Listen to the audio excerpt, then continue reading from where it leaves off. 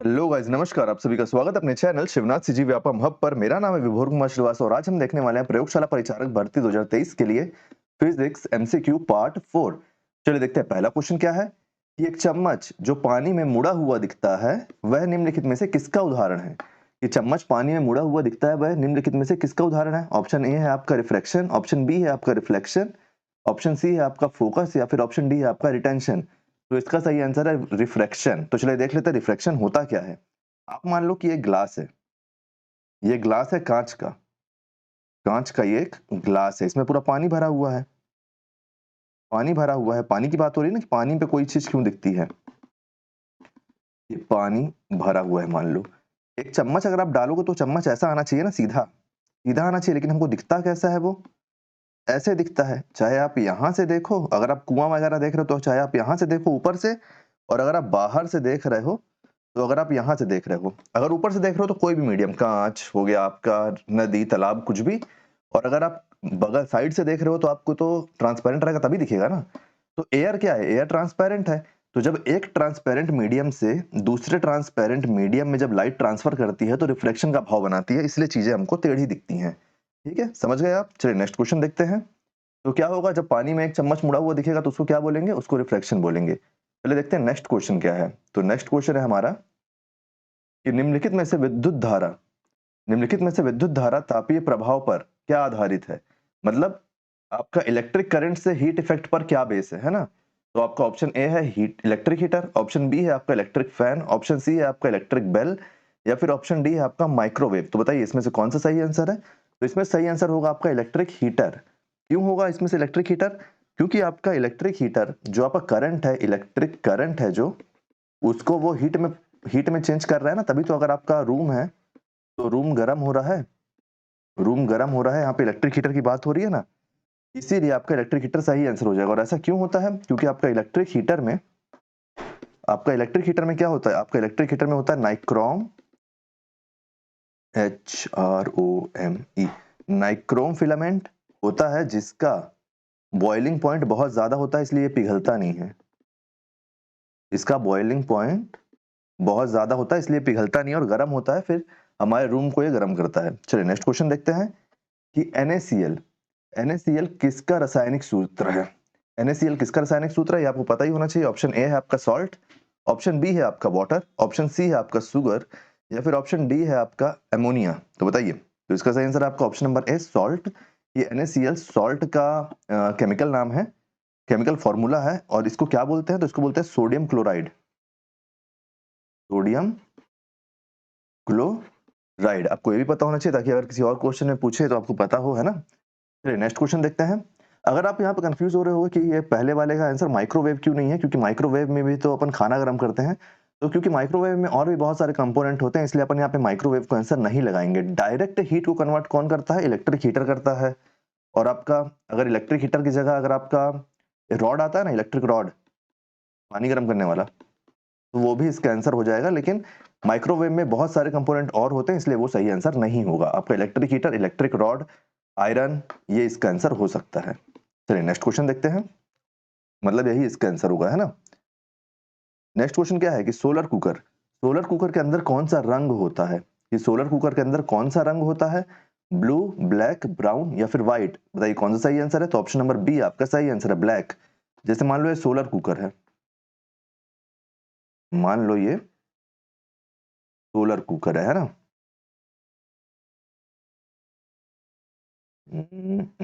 ये है आपका सोलर कुकर। तो अंदर अंदर साइड की बात कर रहा हूं ना मैं, अंदर साइड की, अंदर साइड में ये तो आपका एक लेयर हो गई ग्लास की, ये तो ग्लास रहेगा, GLA ग्लास। ये आपका मिरर रहेगा, ग्लास मिरर, है ना। यहाँ पे रोशनी पड़ी, यहाँ से रोशनी पड़ के यहाँ ग्लास में पड़ेगी, तो यहाँ पे जो आपका खाना रखा है वो खाना पकेगा, ये सन हो जाएगा। सन से रोशनी आके यहाँ पड़ रही है ना। ये हो जाएगा आपका सन, सन से रोशनी आके इसमें पड़ रही है और इससे रिफ्लेक्ट होके यहाँ जा रही है, और अंदर खाना पक रहा है। फिर तो अंदर की जो इसकी वॉल है ये कौन से कलर की होगी, यहाँ पे आपसे पूछ रहा है। तो हमेशा याद रखना ब्लैक, क्योंकि हमारे घर में मम्मी लोग बोलते हैं ना गर्मी में ब्लैक मत पहनो, ब्लैक बहुत ज्यादा रोशनी खींचता है, बहुत ज्यादा गर्म होता है। तो इसीलिए ब्लैक हमारा सही आंसर होगा, क्योंकि ब्लैक रोशनी को बहुत ज्यादा एब्जॉर्ब करता है, बहुत ज्यादा एब्जॉर्ब करता है, तो जल्दी गर्म होगा इसलिए। चलिए नेक्स्ट क्वेश्चन देखते हैं कि किस तापमान पर द्रव्य अवस्था ठोस अवस्था में बदल जाती है। मतलब कौन सा वह टेम्परेचर है जिसमें लिक्विड स्टेट सॉलिड स्टेट में कन्वर्ट हो जाता है, मतलब जैसे वाटर आपका आइस बन जाता है। सबसे परफेक्ट एग्जांपल है ना लिक्विड से सॉलिड का। तो ऑप्शन नंबर ए है आपका freezing point, option number B है आपका boiling point, option number C है आपका मेल्टिंग पॉइंट, या फिर ऑप्शन नंबर डी है आपका सॉलिड पॉइंट। बताइए इसका क्या सही आंसर होगा।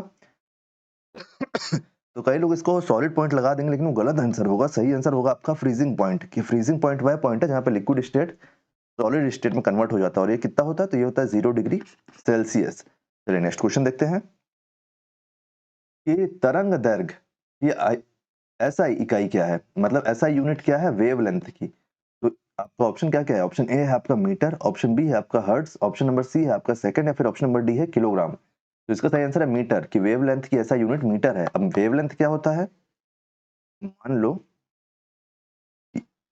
मान लो ये एक वेव है। वेव किसको बोलते हैं, वेव ये होता है ना, ये आपका वेव हो गया। ये वेव हो गया, तो ये एक बराबर होना चाहिए। ये एक बराबर वेव के बीच की दूरी को ही वेवलेंथ बोलते हैं। एक बराबर वेव के बीच की दूरी को क्या बोलते हैं, वेवलेंथ। और इसको किससे नापा जाता है, तो इसको नापा जाता है मीटर से। तो आपका ऐसा यूनिट क्या हो जाएगा वेवलेंथ का, मीटर। चलिए नेक्स्ट क्वेश्चन देखते हैं कि the rate of change of velocity, मतलब वेग परिवर्तन की दर क्या कहलाती है। आपका ऑप्शन नंबर ए है, आपका ऑप्शन नंबर ए क्या है, एक्स एक्सेलरेशन त्वरण, ऑप्शन नंबर बी है आपका फोर्स, ऑप्शन नंबर सी है आपका मोमेंटम, या फिर ऑप्शन नंबर डी है आपका स्पीड। तो वेलोसिटी और वेग को देख के लोग बाग स्पीड लगा देंगे, या फिर फोर्स भी लगा सकते हैं, मोमेंटम भी लगा सकते हैं, लेकिन इसका सही आंसर है आपका त्वरण या फिर एक्सेलरेशन। कि rate of change of velocity को अपन बोलते हैं त्वरण, वेग परिवर्तन की दर त्वरण कहलाती है, और इसको नापा किससे जाता है, तो मीटर पर सेकंड स्क्वायर से। चलिए नेक्स्ट क्वेश्चन देखते हैं, इसको आप ऐसा यूनिट भी बोल सकते हो इसका, मीटर पर सेकंड स्क्वायर, मीटर होता है इसका ऐसा यूनिट, है ना। एक मिनट,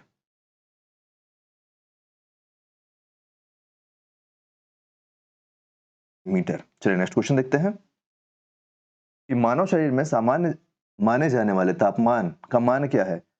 नॉर्मल बॉडी टेम्परेचर क्या है, ह्यूमन बॉडी का नॉर्मल बॉडी टेम्परेचर क्या है। ऑप्शन नंबर ए है आपका 95 degree Fahrenheit, option number B है आपका 95.6 डिग्री फ़ारेनहाइट, ऑप्शन सी है आपका 98 डिग्री फ़ारेनहाइट, या फिर आपका ऑप्शन डी है 98.6 डिग्री फ़ारेनहाइट। तो बताइए इसका सही आंसर क्या हो जाएगा। इसका सही आंसर है option number D 98.6 degree Fahrenheit, जिसको अपन सेल्सियस में अगर कन्वर्ट करेंगे तो हो जाएगा 37 डिग्री सेल्सियस। इसीलिए अपन जब थर्मामीटर में चेक करते हैं तो मम्मी लोग बोलते हैं ना कि 98 से ऊपर है बॉडी टेम्परेचर, तो मतलब तुमको बुखार आ रहा है ना। ये सब घर में अपन साइंस देखते रहते हैं थोड़ा बहुत। अगर अपन घर में भी अगर सब जगह देखेंगे तो हमको कुछ कई सारे आंसर तो हमारे ऐसे ही बन जाएंगे। चलिए नेक्स्ट क्वेश्चन देखते हैं। जैसे प्राइम एग्जांपल ग्लास वाला हो गया, आपका सोलर कुकर हो गया, और एक ये हो गया, और सॉल्ट भी है। नेक्स्ट क्वेश्चन क्या है, क्वेश्चन नंबर 9, प्रकाश किस माध्यम से अधिकतम गति में से यात्रा करता है, किस माध्यम में, है ना। कि किस मीडियम में लाइट सबसे तेजी से ट्रेवल करता है। ऑप्शन नंबर ए है आपका ग्लास, ऑप्शन नंबर बी है आपका वैक्यूम, ऑप्शन नंबर सी है आपका एयर, और ऑप्शन नंबर डी है आपका वाटर। तो बताइए इसका सही आंसर क्या है। तो इसका सही आंसर है ऑप्शन नंबर बी वैक्यूम, की वैक्यूम में सबसे तेजी से आपका लाइट ट्रेवल करती है, वैक्यूम में, है ना। तो चलिए अब इसका अपन स्पीड भी देख लेते हैं कि कितनी स्पीड है। तो वैक्यूम में ट्रेवल करती है आपका 3 × 10⁸ मीटर पर सेकेंड। बाकी का भी देख लेते हैं, ग्लास में कितने हैं, तो ग्लास का हो जाएगा आपका 2 × 10⁸ मीटर सेकेंड। एयर में कितना है आपका, तो एयर में आपका 2.9 × 10⁸ मीटर पर सेकेंड। और वाटर में कितना है, तो वाटर में आपका 2.25 इंटू, एक मिनट, इंटू 10⁸ मीटर सेकेंड। तो हमारा सबसे तेजी किस में है, तो सबसे तेजी से हमारा वैक्यूम में। चलिए नेक्स्ट क्वेश्चन देखते हैं। जैसे कई लोग एयर लगा देंगे, लेकिन एयर सही आंसर नहीं रहेगा, वैक्यूम सही आंसर रहेगा। नेक्स्ट क्वेश्चन क्या है हमारा आखिरी क्वेश्चन, वोल्ट मीटर का उपयोग क्या मापने के लिए किया जाता है, कि वोल्ट मीटर का उपयोग क्या मापने के लिए किया जाता है। बताइए। ऑप्शन नंबर ए है आपका वोल्टेज, ऑप्शन नंबर बी है आपका electric current, option number C है आपका एयर रेजिस्टेंस, या फिर ऑप्शन नंबर डी है आपका मैग्नेटिक फ्लूक्स। तो इसका सही आंसर है आपका वोल्टेज, कि वोल्ट मीटर को नापने के लिए वोल्टेज को नापने के लिए वोल्ट मीटर का प्रयोग किया जाता है। आप एक चीज देखे होगे ऐसे करके आता था बचपन में, आप देखे होंगे जब आपके घर में बिजली वाला आता होगा तब। ऐसे मीटर रहता था, यहाँ पे कुछ बटन रहते थे और यहाँ पे आपका ऐसे काँटा रहता था कुछ, और यहाँ पे ऐसे 2 पिन रहते थे। 2 पिन रहते थे जिसको लोग यूज़ करते थे, इसी को बोलते थे, तो ये था एनालॉग। इसको एनालॉग बोलते थे और अब तो डिजिटल आ गया। डिजिटल में तो डायरेक्ट ऐसे रहता है और उसमें 2 पिन रहते हैं यूज़ करने के लिए, और यहाँ पे एक डिजिटल मीटर रहता है। डिजिटल मीटर रहता है ना? जो हमारा बताता है, और यहाँ पे बटन रहते हैं उसके। और ये किस लिए काम आता है? तो ये काम आता है इलेक्ट्रिक सर्किट के 2 पॉइंट, इलेक्ट्रिक सर्किट के 2 पॉइंट के बीच, इलेक्ट्रिक सर्किट के 2 पॉइंट के बीच इलेक्ट्रिक पोटेंशियल को मेजर करता है। 2 पॉइंट के बीच के इलेक्ट्रिक पोटेंशियल को मैच करता है। Electric potential, 1 minute.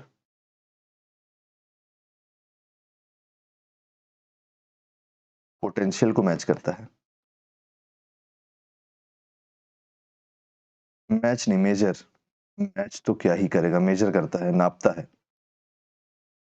मेजर करता है। तो उम्मीद करता हूँ गाइस कि सारे क्वेश्चन आपको समझ में आए होंगे और वीडियो आपको पसंद आया होगा। इसके और भी पार्ट है जो हम पहले ला चुके हैं, तो उसके प्लेलिस्ट का लिंक मैं आपको डिस्क्रिप्शन में दे दूंगा, तो उसको जरूर चेक कीजिएगा। वीडियो अगर पसंद आया हो तो वीडियो को लाइक कीजिए, वीडियो को शेयर कीजिए, और आने वाले वीडियो के लिए चैनल बने रहिए, चैनल को सब्सक्राइब कीजिए।